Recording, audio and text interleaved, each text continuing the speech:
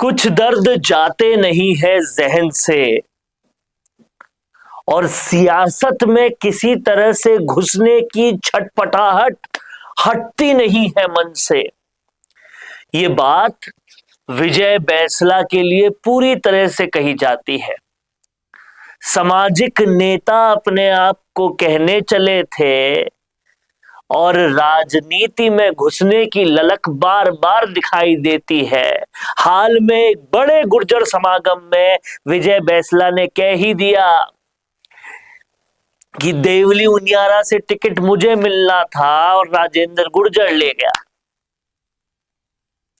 दर्द देखिए पहले कैसे बयां किया है, फिर इसके पीछे की एक कहानी और बताता हूं और गुर्जर समाज ने क्या तय कर रखा है वो भी समझाता हूं। सबसे पहले देखिए दर्द किस तरह से बयां कर रहे हैं विजय बैंसला। और मैं किसी का उदाहरण क्या दूं, मैं तो अपना ही दे सकता हूं। मेरे को देवली उनियारा से पार्टी ने टिकट दिया और राजेंद्र गुर्जर जिसको कर्नल साहब ने हाथ पकड़ के टिकट दिलाया था वही अपना फोन बंद करके बैठ गए, वो भी संघर्ष समिति के। मैं क्या बोलूं भाई, आप अगर एक दूसरे के साथ नहीं खड़े होंगे तो भैया दुनिया तो तुम्हारा उल्लू बनाएगी। जब मेरे साथ ये हो सकता है तो मैं सोचता हूं कि मैंने समाज की पगड़ी पहन रखी है, मेरे को मदद करेंगे समाज के लोग, तो भाई तुम्हारा क्या हाल होगा।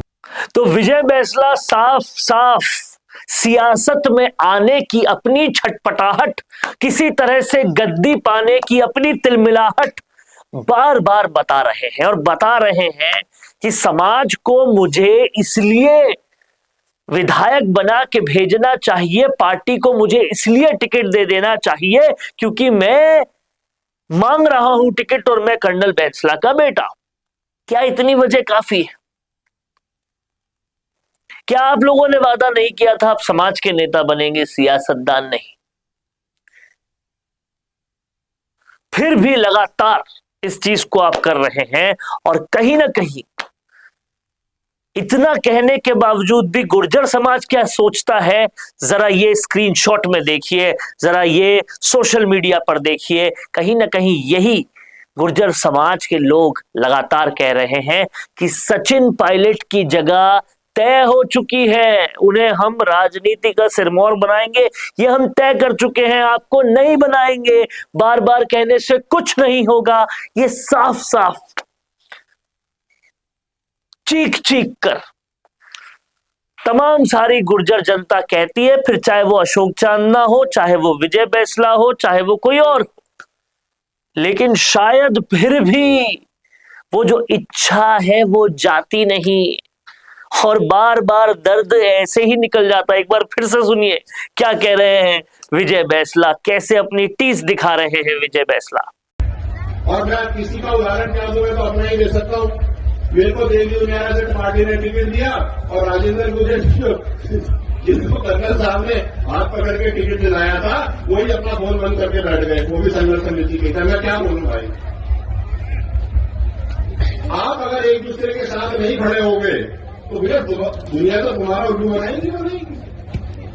जब मेरे साथ ये हो सकता है तो मैं सोचता हूं कि मैंने समाज की पगड़ी पहन रखी है, मेरे को मदद करेंगे समाज के लोग, तो भाई तुम्हारा क्या हाल होगा। तो विजय बैंसला साहब, एक छोटा सा आपको हमारी तरफ से सजेशन है कि अगर कर्नल बैंसला की उत्तराधिकारी लेनी है तो वो तो ये सोच चुके थे कि गलती की थी मैंने बीजेपी में जाकर, मुझे सामाजिक नेता ही बने रहना था।